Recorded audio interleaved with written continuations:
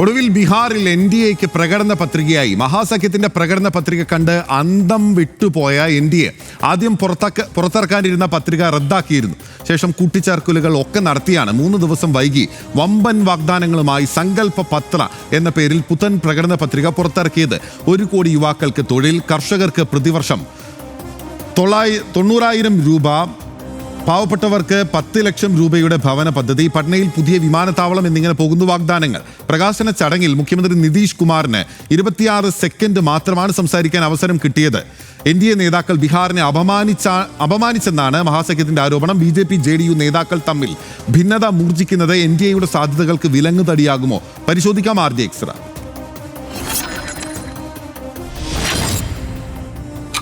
ബീഹാർ നിയമസഭാ തെരഞ്ഞെടുപ്പിന്റെ 1ാം ഘട്ട വോട്ടെടുപ്പിന് 4 ദിവസം മാത്രം ശേഷിക്കവെയാണ് വലിയ വാഗ്ദാനങ്ങളുമായി NDA പ്രകടന പത്രിക പുറത്തിറക്കിയത്. തൊഴിൽ, സ്ത്രീ ശാക്തീകരണം, ക്ഷേമ പദ്ധതികൾ തുടങ്ങിയ വാഗ്ദാനങ്ങളാണ് NDAയുടേത്.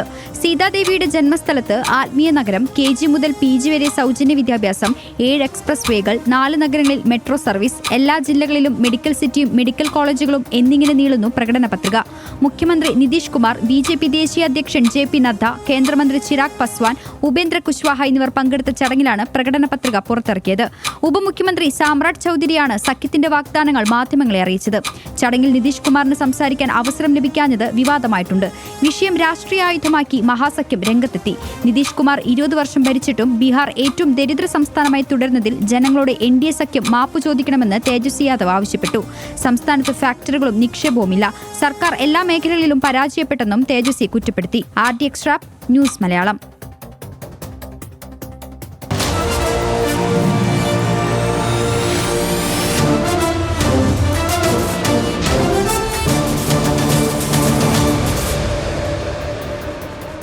വാരിക്കോരിയാണ് ബീഹാറികൾക്ക് NDAയുടെ വാഗ്ദാനങ്ങൾ. ബീഹാറിൽ വലിയ വാഗ്ദാനങ്ങളുമായി NDAയുടെ പ്രകടന പത്രിക പുറത്തിറങ്ങി. 1 കോടിയിലധികം സർക്കാർ ജോലികളും നിരവധി തൊഴിലവസരങ്ങളും പ്രകടന പത്രികയിൽ വാഗ്ദാനം ചെയ്യുന്നു. യുവജനങ്ങളെ പരിശീലിപ്പിക്കാൻ എല്ലാ ജില്ലകളിലും മെഗാ സ്കിൽ സെന്ററുകൾ, കായിക താരങ്ങളെ പ്രോത്സാഹിപ്പിക്കാൻ എല്ലാ ജില്ലകളിലും സ്പോർട്സ് സിറ്റിയും പരിശീലന കേന്ദ്രങ്ങളും, 50 ലക്ഷം പുതിയ വീടുകൾ, സൗജന്യ റേഷൻ, 125 യൂണിറ്റ് സൗജന്യ വൈദ്യുതി, പാവപ്പെട്ട കുട്ടികൾക്ക് സൗജന്യ വിദ്യാഭ്യാസവും ഗുണനിലവാരമുള്ള ഉച്ചഭക്ഷണവും പ്രകടന പത്രിക വാഗ്ദാനം ചെയ്യുന്നു. നാരി ശക്തിയാണ് ലക്ഷ്യം. 1 കോടി സ്ത്രീകളെ ലക്ഷാധിപതികളാക്കുമെന്ന് പ്രകടന പത്രികയിൽ വാഗ്ദാനം. വനിതാ സംരംഭകർക്കായി മിഷൻ ക്രോർപതി, വനിതാ സംരംഭകരെ പ്രോത്സാഹിപ്പിക്കും.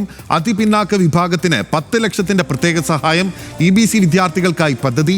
ഉന്നത വിദ്യാഭ്യാസം ചെയ്യുന്ന SC ST കുട്ടികൾക്ക് മാസം 2000 രൂപ സാമ്പത്തിക സഹായം. കിസാൻ സമ്മാൻ നിധി 6000 രൂപയിൽ നിന്ന് 9,000 രൂപയായി ഉയർത്തും. എല്ലാ വിളകൾക്കും MSP ഗ്യാരണ്ടി. 5 വർഷത്തിനുള്ളിൽ 50 ലക്ഷം കോടി രൂപയുടെ നിക്ഷേപം കൊണ്ടുവരും എന്നും പ്രകടന പത്രിക പറയുന്നു. നിതീഷിനെ അപമാനിച്ചോ എന്ന് ചോദ്യമുണ്ട്. പ്രകടന പത്രിക പ്രകാശന ചടങ്ങിൽ നിതീഷ് കുമാറിനെ NDA നേതാക്കൾ അപമാനിച്ചെന്ന് കോൺഗ്രസ് ആരോപിക്കുന്നു. ചടങ്ങിൽ നിതീഷ് കുമാറിനെ സംസാരിക്കാൻ അനുവദിച്ചത് 26 സെക്കൻഡ് മാത്രമാണ്. BJP നേതാക്കളുടെ നടപടി ബീഹാറിനോടും ബീഹാറികളോടുമുള്ള അനാദരവ് എന്ന് കോൺഗ്രസ് ആരോപിക്കുന്നു. NDA പ്രകടന പത്രിക നുണകളുടെ പരമ്പരയെന്നും കോൺഗ്രസ് ആരോപിക്കുന്നു. വർഷം കഴിഞ്ഞ ദിവസം വന്നു വലിയ വാഗ്ദാനങ്ങൾ, ഇതാ അതിൻ്റെ മുകളിൽ ഒരു ചെക്ക്. അല്ല, അത് തന്നെ യാഥാർത്ഥ്യബോധത്തോടെ ഉള്ളതല്ല എന്നാണ് നമ്മൾ വിലയിരുത്തിയത്. മഹാസഖ്യത്തിൻ്റെ പ്രകടന പത്രിക ഇത് അതിനെയും തോൽപ്പിക്കാൻ വേണ്ടിയിട്ടുള്ള ഒരു പ്രകടന പത്രികയാണ് ഇവിടെ ഇവരും അവതരിപ്പിച്ചിരിക്കുന്നത് എന്നുള്ളതാണ്. എനിക്കൊറ്റ കാര്യം ചോദിക്കാനുള്ളൂ. നിതീഷ് 5 വർഷം മുമ്പ് തെരഞ്ഞെടുപ്പിൽ മത്സരിക്കുമ്പോൾ പറഞ്ഞ വാഗ്ദാനങ്ങളെല്ലാം പാലിച്ചിട്ടുണ്ടോ? പറഞ്ഞ വാഗ്ദാനങ്ങളെല്ലാം പാലിക്കേണ്ട, ഈ തൊഴിലിൻ്റെ കാര്യത്തിൽ പറഞ്ഞ കാര്യമെങ്കിലും പാലിച്ചിട്ടുണ്ടോ? നമ്മൾ ആദ്യത്തെ ചർച്ചയിൽ ബീഹാറിനെ പരാമർശിച്ചു പോയി. അതായത് കേരളത്തിന് മുമ്പിലുണ്ടായിരുന്ന സംസ്ഥാനമാണ് ബീഹാർ. ആ ബീഹാറിൻ്റെ ഇന്നത്തെ അവസ്ഥ എന്താണെന്നുള്ളത് ഓർക്കണം. ആ ബീഹാറിൻ്റെ അവസ്ഥ എന്താണെന്ന് ഓർക്കണം. ആ കേരളത്തിൻ്റെ അവസ്ഥ എന്താണെന്നുള്ളത് ഓർക്കണം. കേരളം എത്ര വളർന്നു എന്നുള്ളതും ബീഹാർ എത്ര തളർന്നു എന്നുള്ളതും, അല്ലെങ്കിൽ അവിടെ നിന്ന് ഒരു ഇഞ്ച് മുന്നോട്ട് പോയിട്ടില്ല എന്നുള്ളതും ഓർക്കണം. ഈ രാഷ്ട്രീയ നേതാക്കൾ വാരിക്കോരി വാഗ്ദാനങ്ങൾ കൊടുക്കുന്നതിൽ ഒരു ലോഭവും കാണിച്ചിട്ടില്ല. പക്ഷേ അതിനനുസരിച്ച് അവിടെ പണിയെടുത്തിട്ടില്ല. അവിടുത്തെ സാധാരണക്കാരുടെ പ്രശ്നങ്ങളിൽ ഇടപെട്ടിട്ടില്ല. അതുകൊണ്ടൊക്കെ തന്നെയാണ് ബീഹാർ ഈ തളർന്നു കിടക്കുന്നത്. ഇപ്പം ഞാൻ പറഞ്ഞല്ലോ, അവിടെ PSC നിയമനങ്ങളുടെ കാര്യത്തിൽ എനിക്കിവിടെ കേരളത്തെ താരതമ്യം ചെയ്യാതെ മുമ്പോട്ട് പോകാൻ പറ്റില്ല. അപ്പോൾ പലർക്കും അത് ഇഷ്ടപ്പെടില്ല. അതാണ് അതിൻ്റെ വേറൊരു സങ്കടം. കാരണം കേരളത്തിൽ ആണ് ഇന്ത്യയിൽ ഏറ്റവും കൂടുതൽ PSC നിയമനങ്ങൾ നടന്നിട്ടുള്ളത്. ആകെ PSC നിയമനങ്ങളുടെ 60% മുകളിൽ കേരളത്തിലാണ് നടന്നിട്ടുള്ളത്.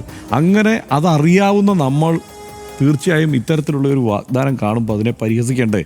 പിന്നിലെ ഈ പറഞ്ഞ 1 കോടി തൊഴിൽ ഞങ്ങൾ ഇപ്പോൾ കൊടുക്കും എന്ന് പറയുന്നതിനെ പരിഹരിക്കണ്ടേ? കഴിഞ്ഞ തവണ 10 ലക്ഷം കൊടുക്കുമെന്ന് പറഞ്ഞിട്ട് 5 ലക്ഷം തികച്ചിട്ടില്ല. അവിടെ പകുതിയെങ്കിലും കൊടുത്തിട്ടില്ല. കഴിഞ്ഞ തവണ 10 ലക്ഷം. അപ്പം അതൊക്കെ അങ്ങ് വിട്ടു ശരിയെന്നാൽ പിന്നെ 1 കോടി അങ്ങ് പിടിച്ചേക്കാം എന്ന് ഈ പാവങ്ങളെ പറ്റിക്കുന്നതിനൊരു മര്യാദയില്ലേ ഇല്ലേ? ഇപ്പോൾ അവിടെ ഇത് 2 കൂട്ടരും അതെ, അക്കാര്യത്തിൽ എന്താ സംശയം? അവിടെ മഹാസഖ്യം ഇത് തന്നെയല്ലേ ചെയ്യുന്നത്. പിന്നെ ഒരു കുടുംബത്തിലൊരു സർക്കാർ ഉദ്യോഗസ്ഥൻ, ഒരു കുടുംബത്തിലൊരു സർക്കാർ, അല്ലെങ്കിൽ തന്നെ അതെങ്ങനെ സാധ്യമാവും? സർക്കാർ ജോലിക്കൊരു മാനദണ്ഡമൊക്കെ ഇല്ലേ? അതിലിപ്പോൾ മത്സര പരീക്ഷ പാസ്സാകണ്ടേ? അതിൽ ഈ സംവരണ നയങ്ങളും മറ്റു കാര്യങ്ങളും ഒക്കെ നടപ്പാവില്ലേ? അതെല്ലാം പരിഗണിക്കണ്ടേ? അപ്പോൾ പിന്നെ എങ്ങനെയാണ് ഒരു കുടുംബത്തിലൊരു സർക്കാർ ഉദ്യോഗസ്ഥൻ വരിക?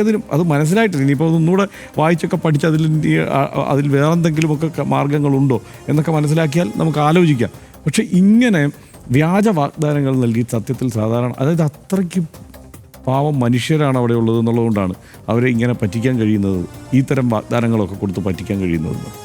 ഇനി ആ ഒരു വാഗ്ദാനം മാത്രമല്ലല്ലോ, വേറെയും ഓരോ മേഖലയിലും ഈ വാഗ്ദാനങ്ങളുടെ പെരുമഴ. തൊഴിൽ മാത്രമല്ല, അതായത് 10 ലക്ഷം സ്ത്രീ സംരംഭകരെ സൃഷ്ടിക്കും എന്നാണ് ഇവിടെ NDA പറഞ്ഞിരിക്കുന്നത്. അതേസമയം ഇപ്പുറത്താണെങ്കിൽ മാ ബഹൻ യോജന എന്ന് പറഞ്ഞിട്ട് അവർക്ക് 30,000 രൂപ വാർഷികം, 2,500 രൂപ പ്രതിമാസം നൽകും. വിധവകൾക്ക് 1000 രൂപ പെൻഷൻ, സൗജന്യ വൈദ്യുതി 200 യൂണിറ്റ് കൊടുക്കും, 500 രൂപയ്ക്ക് ഗ്യാസ് സിലിണ്ടർ. ഇതൊക്കെ അപ്പുറത്ത് വാഗ്ദാനം ചെയ്യുകയാണ്, സ്ത്രീകളെ ഉന്നമിട്ടുകൊണ്ടുള്ള. ഇങ്ങനെ ഓരോ മേഖലയിലും, വിദ്യാഭ്യാസ മേഖലയിലാണെങ്കിൽ KG മുതൽ PG വരെ സൗജന്യമാക്കാം, PG വരെ സൗജന്യമാക്കാൻ തീരുമാനിച്ചിട്ടുണ്ട് എന്നുള്ളതാണ് ഇപ്പോൾ ഇവിടെ പറയുന്നതെങ്കിൽ, അപ്പുറത്ത് മറ്റൊരു തരത്തിൽ കുറേ കാര്യങ്ങൾ ഈ പറഞ്ഞതുപോലെ പരീക്ഷകൾക്ക് ബയോമെട്രിക് സിസ്റ്റം കൊണ്ടുവരും, വിദേശ സ്കോളർഷിപ്പ്, SC/ST വിദ്യാർത്ഥികൾക്ക് വിദേശ സ്കോളർഷിപ്പ് എന്നിങ്ങനെയൊക്കെയുള്ള ധാരാളം വാഗ്ദാനങ്ങളുണ്ട്. ഇതുവരെ ഭരിച്ചവർക്ക് ഇതൊന്നും നടപ്പാക്കാൻ കഴിയാതെ പോയതെന്താണ്? ഇതിൽ പല വാഗ്ദാനങ്ങളും ഈ വലുപ്പത്തിലല്ലെങ്കിൽ കൂടി ഇവർ വാഗ്ദാനം ചെയ്ത വിഷയങ്ങൾ പലതും മറ്റു പല സംസ്ഥാനങ്ങളിലും, കേരളത്തിലും തമിഴ്നാട്ടിലും ഒക്കെ നടക്കുന്ന കാര്യങ്ങളാണ്. ഇപ്പോൾ നടന്നുകൊണ്ടിരിക്കുന്ന കാര്യങ്ങൾ പുതുതായി ഇവരിപ്പോൾ വാഗ്ദാനമായി അവിടെ വെക്കുന്നുണ്ട്. എന്തുകൊണ്ടാണ് അവിടെ ബീഹാറിൽ ഇതൊക്കെ നടക്കാതെ പോകുന്നത്? കേന്ദ്രത്തിൻ്റെ സഹായമില്ലാഞ്ഞിട്ടല്ല. കാരണം കേരളത്തെയും തമിഴ്നാടിനെയും കർണാടകത്തെയും ആന്ധ്രയും തെലങ്കാനയും സഹായിക്കുന്നത് പോലെ അല്ല കേന്ദ്രം ഈ ബീഹാറിനെ സഹായിക്കുന്നത്. അത് ബീഹാറിന് അതിൻ്റെ ആവശ്യമുണ്ട്. കാരണം ആ അവസ്ഥയിൽ കിടന്നതുകൊണ്ടാണ്. ഇപ്പോൾ ഇന്നിപ്പോൾ പലരും ചാനൽ ചർച്ചകളിലൊക്കെ പലരും പറയുന്നത് കേട്ടു, ഈ അതിദരിദ്രരില്ലാത്ത സംസ്ഥാനമാണെന്ന് നമ്മളെങ്ങാനും പ്രഖ്യാപിച്ചാൽ കേന്ദ്രം ആ സഹായം കൂടെ കുറച്ച് കളയും എന്ന്. അല്ല, കേരളത്തിന് സഹായം കുറഞ്ഞു വരുന്നതിൽ അതും ഒരു കാരണമാണ്.